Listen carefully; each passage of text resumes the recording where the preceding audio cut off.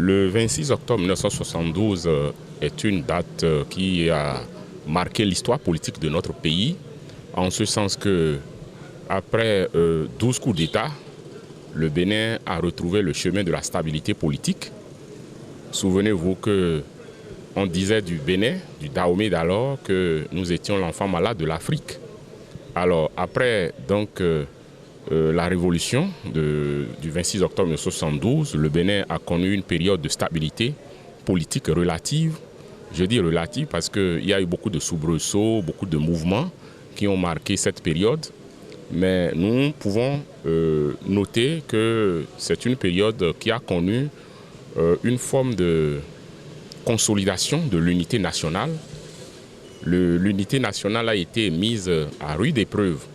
De 1960 à 1972, nous n'étions pas une nation. Nous étions loin d'être une nation. Nous étions donc une nation en construction, mais avec les tiraillements politiques, avec des élections sous fond de violence, de régionalisme. Le Bénin n'avait pas la possibilité d'asseoir un véritable développement. Alors, la révolution donc, a permis de consolider l'unité nationale et d'inaugurer une autre forme de gouvernance politique. Cependant, c'est une période qui a été une période donc, d'effacement des libertés. N'étaient libres que ceux qui pouvaient penser la même chose que les révolutionnaires.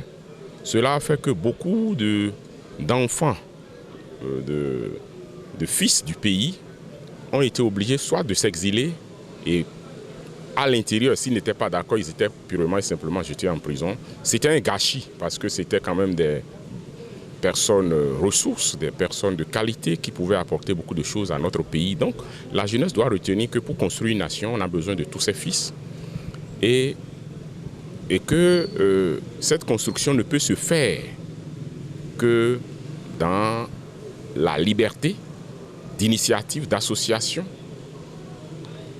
dans la liberté d'entreprendre. Et c'est ça qui constitue d'ailleurs, cet environnement qui constitue un environnement propice à l'éclosion, n'est-ce pas, des talents, qui constitue un environnement favorable à la création de richesses et de tout.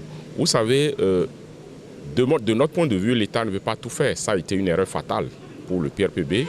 L'État-providence, vous sortez de l'université, on vous bombarde quelque part. Je ne sais à peine, hein, mais j'ai eu des informations qui ont montré que il y a beaucoup de bonnes choses qu'on peut tirer de cette expérience, même s'il y a des gravités qu'il faut souligner quand on analyse la situation liée à cette révolution. Et ce qui est bon, qu'il faut encourager, qu'il faut même reprendre, intégrer dans les programmes de formation, c'est d'abord l'amour de la patrie.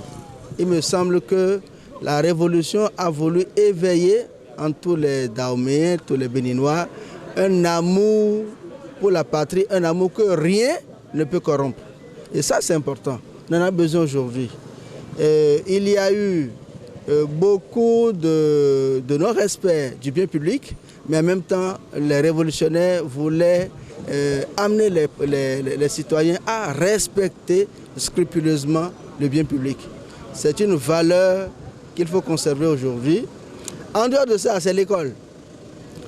On s'est cherché un peu, mais l'idée à l'époque, c'était de donner à l'école les moyens de former des citoyens qui peuvent contribuer à la construction de la cité. Et ça, c'est un problème qui se pose encore aujourd'hui.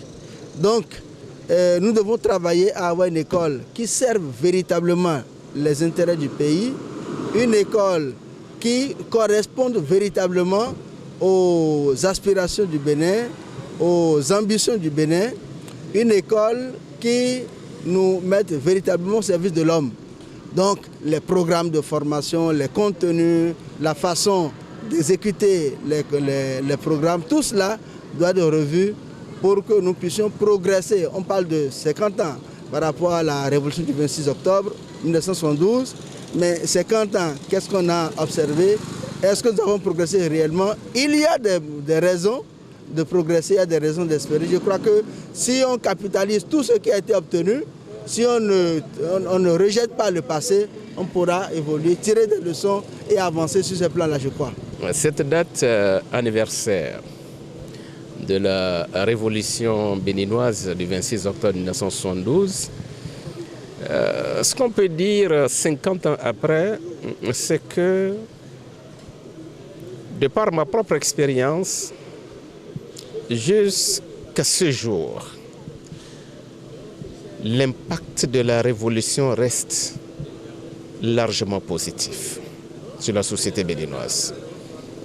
Il est vrai qu'il y a eu des excès, mais bon, aucun régime dans la gestion des affaires quotidiennes ne manque pas de faire des erreurs.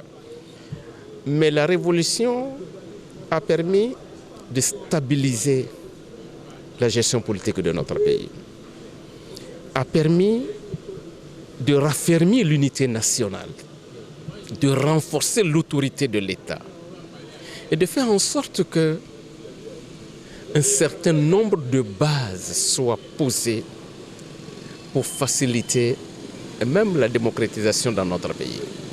Quand on sait tout ce qui a été organisé à la base en termes de décentralisation du pouvoir, en termes de déconcentration administrative, à ce jour, c'est sur ce patrimoine que nous marchons.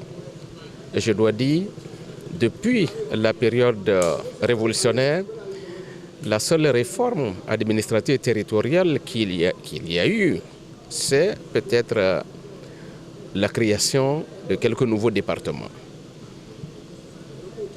En dehors de cela, c'est peut-être les lois sur les unités administratives locales, villages ou quartiers.